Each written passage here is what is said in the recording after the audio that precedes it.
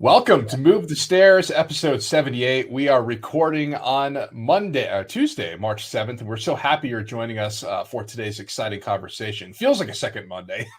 Yeah, it just feels like Monday sometimes. That's right. We're excited today because we're going to be joined by Dr. Sibyl Swift. She's the Chief Science Officer, Vice President of Regulatory Affairs.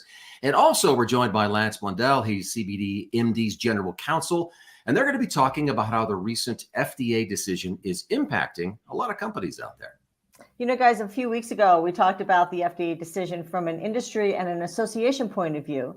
But today we're going to look at this decision through another lens. And we're going to talk about how this decision, or maybe you call it a non-decision, impacts building customer loyalty from the company side. That's right. Yeah, lack of decision here, perhaps. Right. cbdMD was one of the first companies that the Wall Street Journal reached out to discuss this decision or lack thereof. So we're going to hear how they handled that interview in our Insider Media Relations segment. And as always, we're going to talk with our guests from cbdMD about what they're looking forward to in Q2, Q3, and Q4. About what this decision will mean for CBD companies that are trying to build a resilient CBD brand. So without further ado, let's get started. Let's get started here. We have Dr. Sibyl Swift. Thank you for joining us. And Sibyl, can we call you Sibyl? Absolutely, please. All right, very good. And then Lance, thank you for joining us on this Move the Stairs podcast. So we appreciate your time today. We know you're quite busy.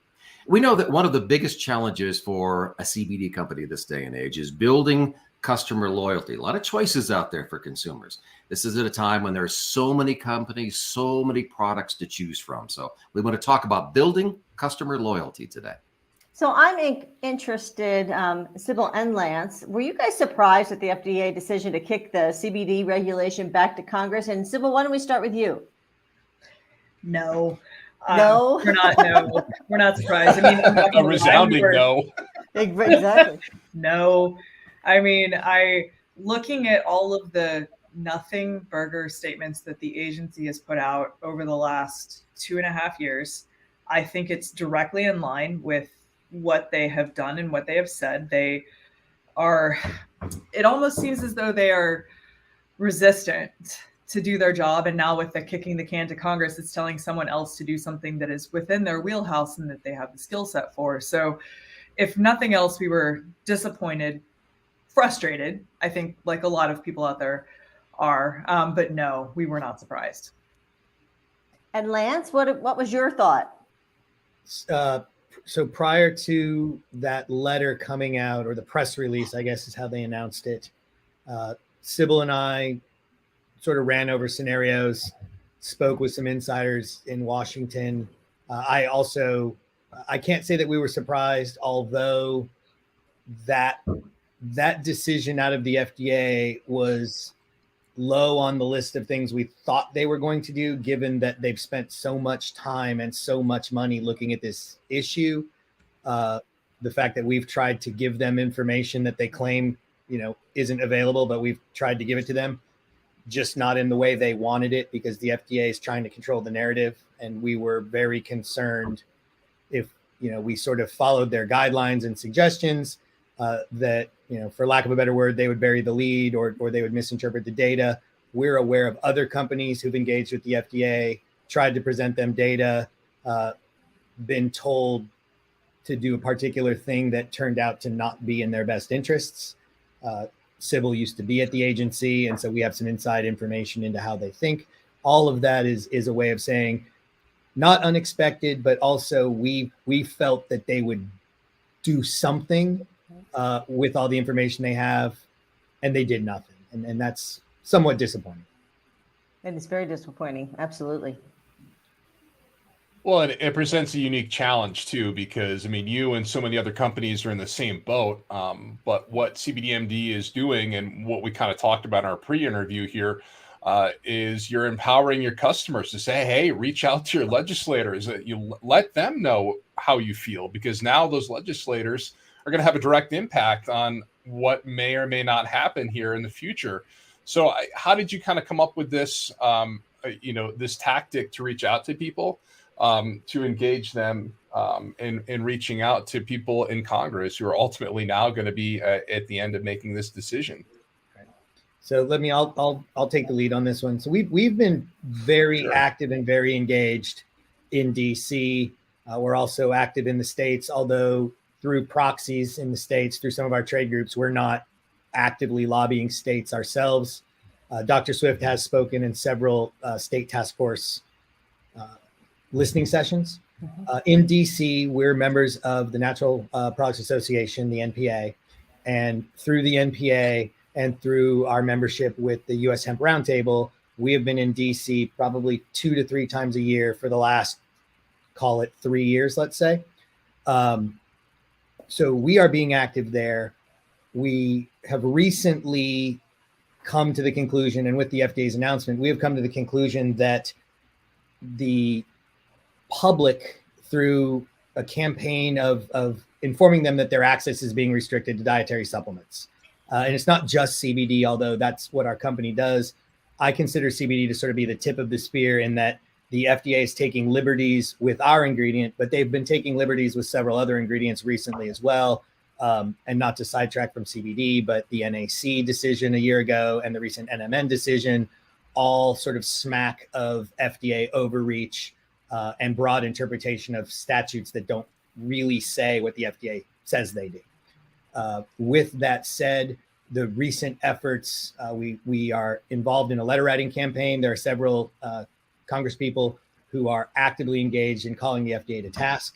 Some of that has been made public. Some of it will be coming to light in the next month or so. We've shared our toxicity data, very comprehensive portfolio with several senators' offices. We've spoken to the Help Committee. We've spoken to Energy and Commerce. This same data is accepted in Europe from their Food Standards Agency and in the UK from their Food Safety Agency. And we, sort of jokingly say, are the rats speaking in silly accents and driving on the right-hand side of the road? Because apparently our data is good enough in Europe. All of that comes around to say that there is now a greater need to educate the public, to have the public right there, Congress people. We also think that given that it's an election cycle coming up, there's a debt ceiling issue. We've got Ukraine. There's lots of issues that take precedence over dietary supplements. Let's be honest, we are not as important as those items. However, we do need Congress to act, and therefore we need to be moving both the public in a grassroots campaign and through active lobby with us and some of the other leading companies to get something done. Otherwise, we're going to be sitting here for another several years. Sibyl, how about you? What are your thoughts about that?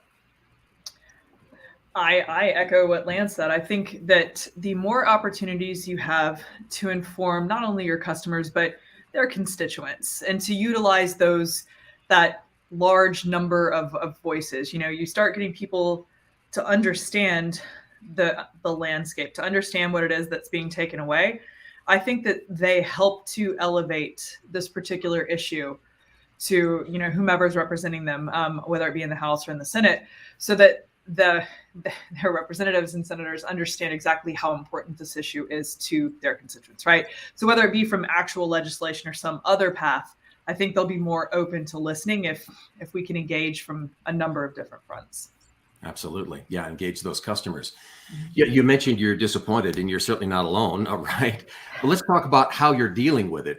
You're doing more than just shrugging your shoulders. And at M&C Communications, we're always looking at things that are challenges and really looking at them as opportunities. So is this maybe a way to engage with customers maybe in a different ways, or an opportunity here to build their trust, increase their loyalty to your company, cbdMD?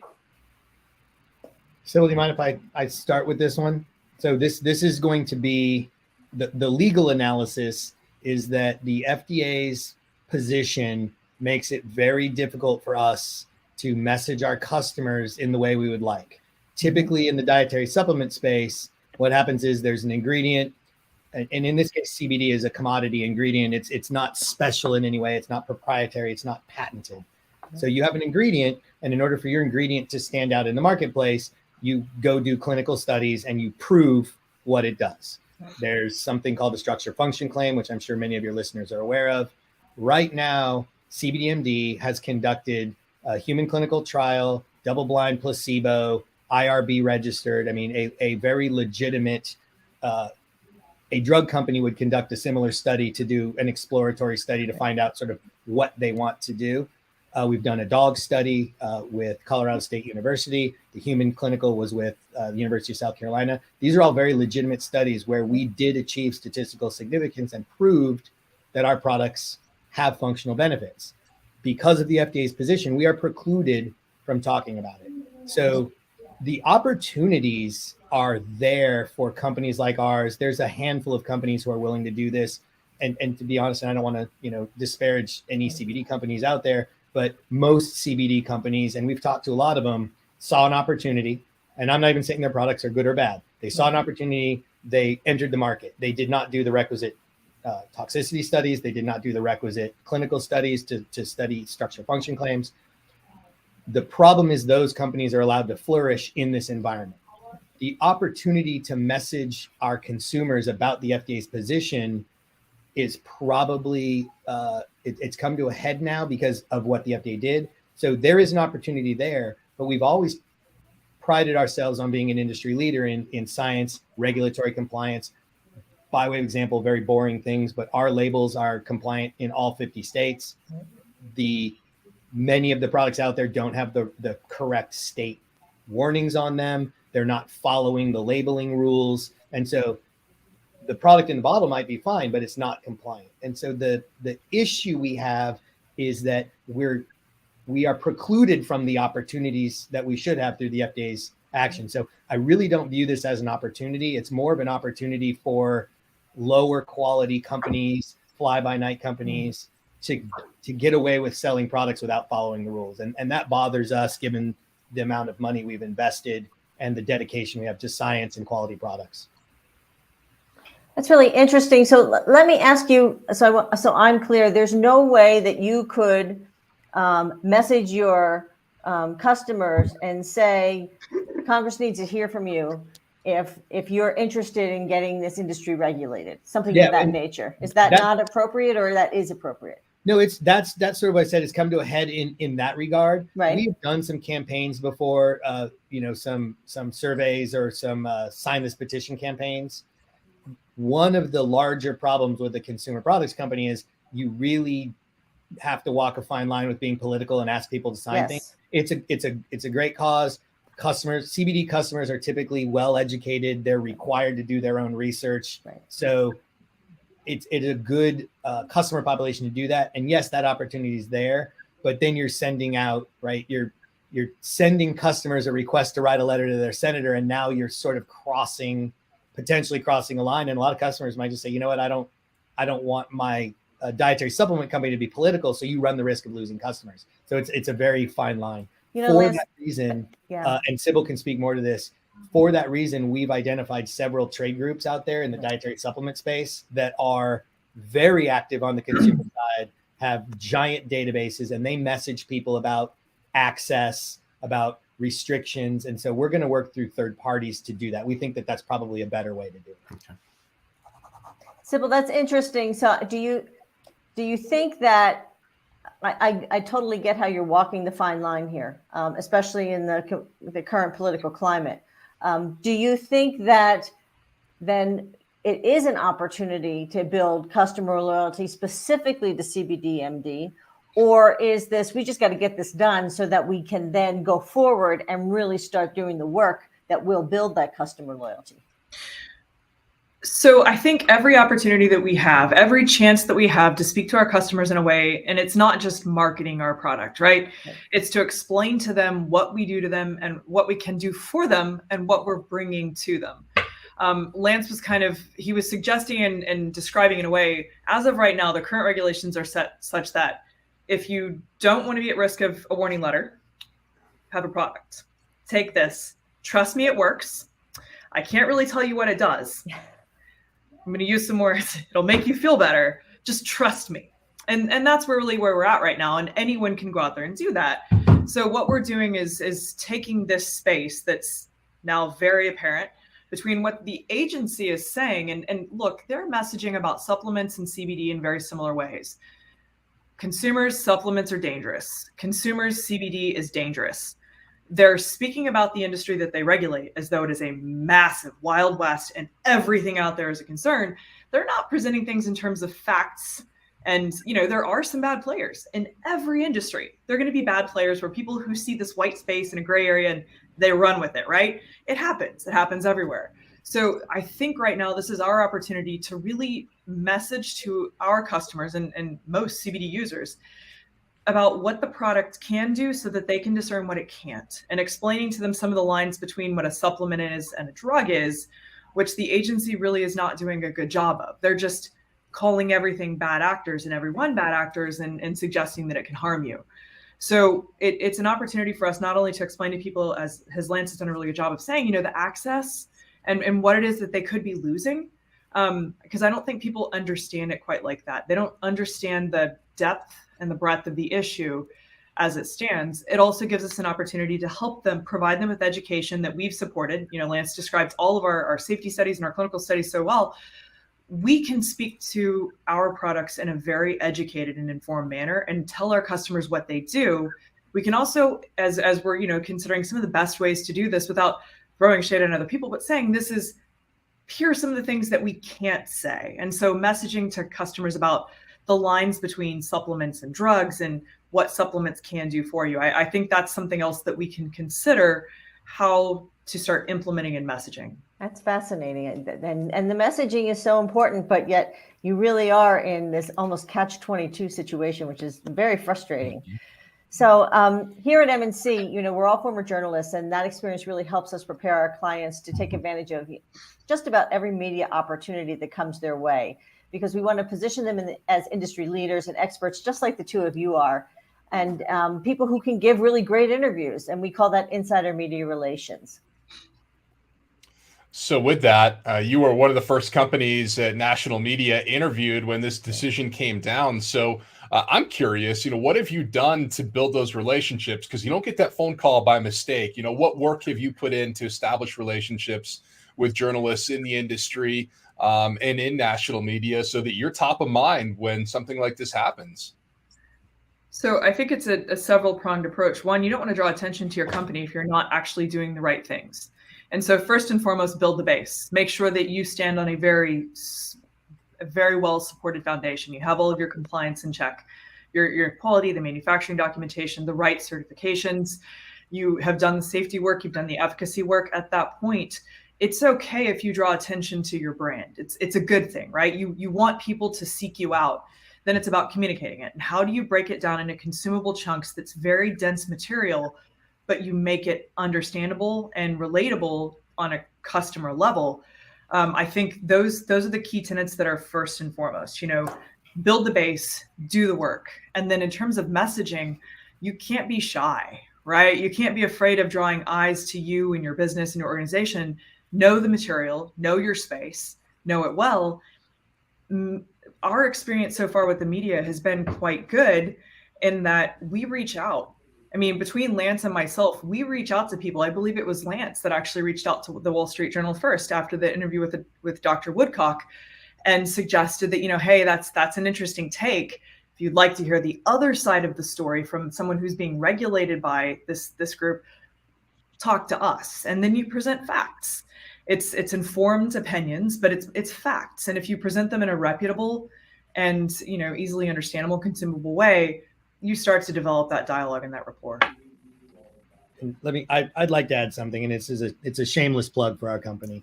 We have Sibyl, and when you have somebody like Dr. Swift, who spent almost 6 years in the Office of Dietary Supplement Programs, who built several of their programs. The FDA just put an ingredient list out yesterday. I'm not sure if you guys have seen it yet or not. It's like 20 ingredients. And I was going through the list with Sibyl, and she's basically going, I worked on that one. I did that. When you have somebody as credible as Sibyl, it makes it easier. And it's self-promotion because nobody else has somebody like Sibyl who has that experience. There's a handful of companies that I would say are very legitimate. They have good science. They're investing, and this is not a cheap thing. And you go back to what it takes to be a dietary supplement company. It takes $1 million to do a safety study. And if you don't have $1 million to do a safety study, you probably should not be bringing new ingredients to market. You can go buy an ingredient from an ingredient supplier that has spent the money. You can ride the clinical studies of that ingredient supplier. And that's when you get into the branded ingredient space. And there's many high quality branded ingredient providers out there. We work with several of them for our functional products. But if you don't have $1 million to do a safety study, your ingredient is not proven to be safe if it's a new ingredient. And so having somebody like Dr. Swift being able to do those studies and then being willing to talk to people about it in both trade group settings. Sibyl is on several working groups of very large trade organizations. We're not on their board, so you don't even know we're there. We're working with GRMA, which is the Grocery and Retailer Manufacturing Association. We're helping them set standards. All of those things build your credibility. And when somebody wants to come ask a question, they look to a credible person. And so part of that credibility is built from within, but you also have to start advocating in a very intelligent way for what you're doing. And it's not about your company. I say it's a shameless self-promotion because we have Sibyl. Sibyl is CBDMD. She's our chief science officer. But there's a handful of companies out there that have high quality scientists. Their formulations are good. They're GMP qualified or GMP, qualified by a third party, not just by themselves. Those are the sorts of things that allow you to reach out to media and building good relationships with companies like yours. There's a handful of PR companies out there and really paying attention to the trades, who's writing the articles, and building your relationships with those people as an expert. That is going to lead you, whoever you are, to being able to communicate as an expert, and then people will pay attention. When I reached out to the Wall Street Journal, I'm the one who did it. I used Sibyl's name. Right. I said, look, we're experts. We have Dr. Sibyl Swift. She can provide you context. Just so happens that I also provided context because they had other questions. That's how you build that rapport with media. So to use Sibyl's words, you've built the base already. You've checked all the boxes to say, okay, we're doing all of these things so we feel comfortable enough to reach out to media. But why do you reach out to media? Is it something that you're trying to do to move the needle for regulation? Is it something to do to build customers and get your name out there as a company? At the core, at the heart of it, why is it important for you to outreach to media? And Sibyl, I think you sound like the media guru, so I'll toss this over to you. That's frightening. No, it's if you only rely upon one method of communication with your customers, I don't think that your message really resonates. And one of the things that we really pride ourselves on here at CBDMD is that we care. And so we're not just going to send marketing emails and marketing messages. I think it's also important to reach your customers on a number of different levels and through different communication venues and modes. We've got a few that are available to us, but we've had conversations about this in the last couple of weeks. A lot of them are very closed, and Lance can speak to this directly in terms of our efforts to get onto national platforms and to get onto television networks and what have you. So you only have so many methods to reach your customer and make sure that your message resonates. And so I think that any company that is actively building a brand and wants their customers to understand the multitude of different things that they do, you use all of your tools. Yeah, I in this particular area as well, I'd like to add that there is a counter programming element to it, because I would say 50 to 75% of the media articles on this topic are just flat out wrong. They're not even close. Yeah. You have misreporting, you have hearsay reporting, you have parroting, you have all of the, you're all journalists, you have all of the sort of journalistic bad actors out there, the lazy journalists who read a headline and then write an article. But you also have the FDA. And I want to be very clear about this. The FDA is being disingenuous and misrepresenting the facts to the public. And when that is happening, the only way to get that out there is to go out to the media, to the journalists that are knowledgeable on the subject, and there are a handful of them, the trade press for your industry. In this case, there's a handful of dietary supplement trade press out there, the Wall Street Journal, and you have to counter program. We just listened to a podcast last week Norman Birnbaum was on it. I think he's an advisor to the Cannabis Center or the what they're trying to call a Cannabis Center. And from all evidence that we have, and we haven't talked to him directly, good guy, has his heart in the right place. He's trying to do the right thing. But some of the statements he made were, to politely put it, incorrect. And so we're looking at the transcript of that, and we're gonna sort of do an editorial on the transcript. Companies need to be active in that. And this is where, circling back to your media comment, this is how the media can be utilized to message the public, and the third party is the media, right? The filter is the media, and say what you want. If you're with the right person who's writing the right article and can present the facts, like Sibyl said, you have to take complicated facts, or maybe not complicated, but facts people don't think about normally, and present them in a way that makes it easy to digest. That often requires an intermediary or a media consultant or a media expert to help do that. Yeah, it's a lot of work. I mean, you gave us a couple of tips, and essentially for companies that are wanting to do outreach with media. Don't be shy, as Sibyl said, and they rely on those multiple platforms. I'm curious, how much time do you devote to that effort of media outreach, especially given how muddy the waters are? More than we want. Yeah, you're spending more time on it than you wish. A lot more than we want. And We wear multiple hats around here, and when you're trying to do all the work you need to do in a day and be nimble, it takes time, right? And we're no company in this space, with the exception of potentially Charlotte's Web, because they've been around a long time and they have some investment behind them from some large companies, has the resources to have PR departments within them. So now again, you have to reach out to a third party resource so that you can be efficient in your messaging. It's a full-time job, in and amongst the other jobs we have to do. Yeah. Sibyl, you were going to add to that. What were you going to say?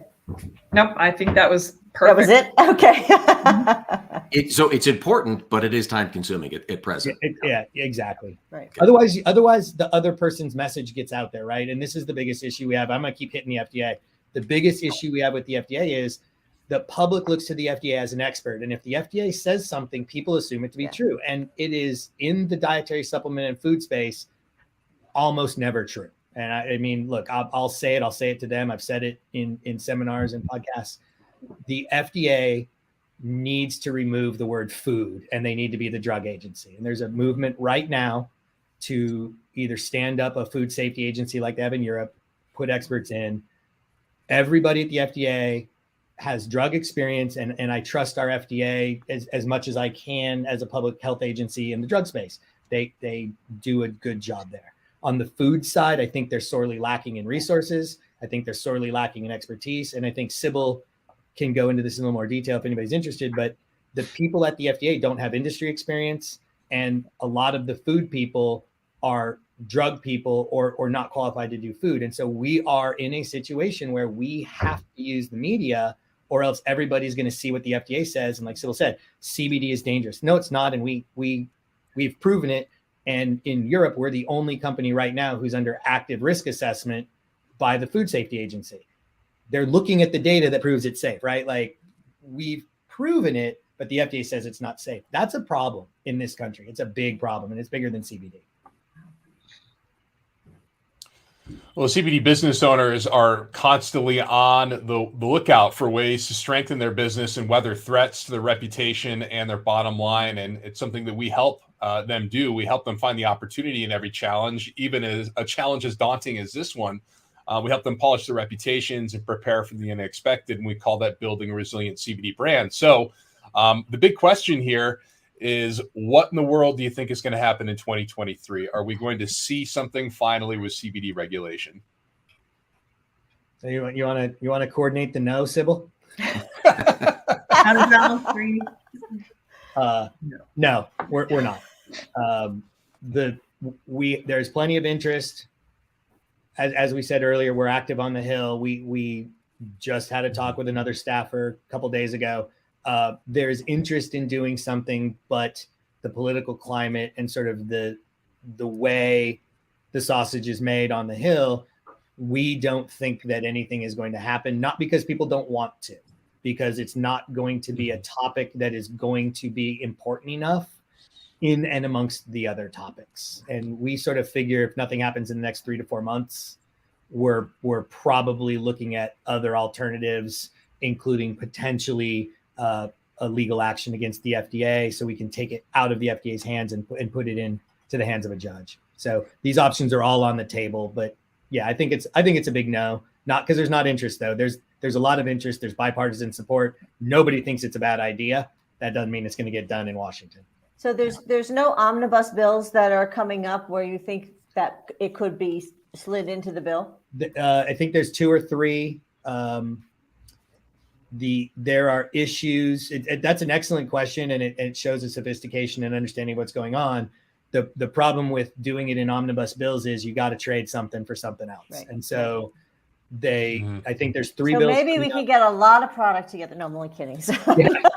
We're sending a lot of CBD to DC. There you go. Yeah, it's just there's a couple opportunities, but they don't seem like they're going to be viable. But we're trying, and in fact, that was what the conversation with the staffer was the other day. Is we were identifying the bills and the sponsors and who would be amenable to sliding it in. But then you're playing politics, and you can't predict that right now. It's true. No, absolutely. It's always unpredictable. Yeah. Well, you're not the first that we've heard from that said, I don't think anything's going to happen in 2023. So we were not surprised by your answer there. But you alluded to a couple of things, talking about working maybe with some politicians and also legal action. Are those some possibilities if we're looking for a way to push this forward finally? What is cbdMD doing? Yeah, absolutely. Going back to, there's a lot of interest on the Hill. We've talked to a lot of people. We're focusing on the committees where something will happen. Energy and Commerce on the House side and Health Committee on the Senate side. And there is interest. The problem then becomes, getting it to the floor, getting it through committee, and that's all politics. The other option, if we don't have any movement in the next probably 3 to 4 months, would be a legal action against the FDA, probably under the Administrative Procedures Act. But it's looking to put the FDA on the spot in front of a judge, have the Justice Department come in and actually start looking at some of the statements the FDA's made, and moving towards a fact-based analysis of the situation and what's going on. That's always a risk as well. But when there's no other options, and the drug companies do this, food companies do this, it's not unknown. I think Pfizer sued the FDA several times last year, and Pfizer and the FDA have a very nice relationship with each other. So it's not like that. It's not taking the FDA to task, other than just asking a court to look at what they're doing and make them do their jobs. That's really what it comes down to. So we think it's a viable option, and it also reads on several of the other things that are going on right now. NAC filed a lawsuit that came to a favorable resolution before trial. NMN is kind of in a similar situation. And what's next, right? Sibyl likes to say, I think, Sibyl, the day that the FDA announced NMN no longer was a dietary ingredient, that morning, Sibyl had told 3 or 4 people she was wondering what the next ingredient was going to be. And then it dropped that afternoon. We were at a trade show. And so there's more to come. We don't know what it is. I think that's where we are. It's unfortunate, but that's where we are when the agency they're putting people's lives at risk by not making a decision, and they're leaving it up to the states. And as well-intentioned as the states are, they don't have a cadre of scientists to look at data. They have administrators and politicians trying to pass laws related to health, and it's not always a good idea. The MPA brought up this legal action as a possibility as well. My question is, how long does something like that take? Is that years? Or is that maybe because it's presented to them, they don't even want to go to court, so they're going to start moving much faster? What do you think? If you look, and how is your crystal ball today? Yeah, my crystal ball. I will tell you exactly what's going to happen. No, there's no way to know. If you look at a history of dietary supplement actions, some of them went to full decision. I think the facts in some of those were worse than our facts. Mm-hmm. The recent NMN or the recent NAC matter, I think is probably a good guidepost, where the FDA wrote very extensive enforcement discretion. And this is what I've been saying the whole time. It's not about a lawsuit. It's not about congressional action. It's about being able to sell our products on Amazon. Right. That's really, and I use Amazon as a catch-all for large retail. Right. No large retail will touch ingestible CBD products because the FDA has not taken a stand on their legality. There's a bunch of hyperbole. There's a bunch of statements. There's zero enforcement actions on the part of the FDA. There's a bunch of warning letters with no follow-up enforcement. So realistically, the FDA is tacitly allowing these products on the market. That allows a proliferation of gray market, of bad actors, of people who don't do the right science, who falsify certificates of analysis, all sorts of things, right? A legal action designed to get the FDA to agree to some recognition of this ingredient. They don't have to make it a legal food. A recognition that allows those large retailers to now engage with companies like ours, where we can prove that our products are safe, where we can prove that we've done human clinicals. That is probably 12 to 18 months before you get there. And that is you don't usually litigate for a settlement. Like, I'm a lawyer, and you litigate to win. But in this case, if you can get the FDA to agree to publish guidelines that retailers can use, I think that's a win. And that's what happened in the NAC case recently. So while we're in this limbo time, is there any silver lining to the delay? I mean, is there anything that companies could take advantage of now while they're waiting? I think the silver lining applies to companies who maybe are not able or willing to follow the rules. The silver lining is for the bad actors, because to be quite honest, that until we can bring this information to the public, educate our consumers on the benefits, show them what these products actually do, there is no silver lining. It's just a gray market. So I think the silver lining is not for companies like ours, unfortunately. Regulation, a lot of people are concerned. They're, what can FDA come out with? But we see this as it's very cut and dry for companies who have built that base. Let's bring it back to where we started at the beginning of this podcast. If you've built the base, you've invested a significant amount of money in demonstrating that your product is safe and efficacious for your customers. So at the end of the day, regulations would make that investment, it would give us the return on it, right? And it would allow us to speak to our customers in a way that's meaningful. It also ensures that people don't get hurt. And so as Lance said, we're considering the litigation. We're not asking for just tacit approval or a wide open door. We're asking for FDA to take those tools that they've been using for new dietary ingredient reviews for 30 years. It's almost 30 years, right? And actually apply them to this particular botanical ingredient. Yes, you've got your quality documentation. Check. You've gone through a reputable third party, to ensure that your, quality documentation is accurate and appropriate. Check. You can demonstrate that your product and ingredient is safe based upon the way that you manufacture the product and extract the ingredient. Check. And for you to talk about it, you've gone through the process as Lance has described for a structure function claim notification. You've done the science, you've done clinical studies, and now you can speak about it to your customers. We're looking for that door to be open and someone to be checking those boxes. That would be great. And so I think everyone stands to benefit from a well-regulated market. Customers are safe. They can pursue ingredients that are efficacious, that are not at a drug level, that don't have the effects of drugs because they're not supposed to. I mean, that's the fun thing about supplements that I think FDA is misrepresenting in this entire space. You eat a supplement because it has a greater benefit than consuming that same thing in food. Is the benefit as much as a drug? No, it's not supposed to be. That's not appropriate for the standard or, for the regulations.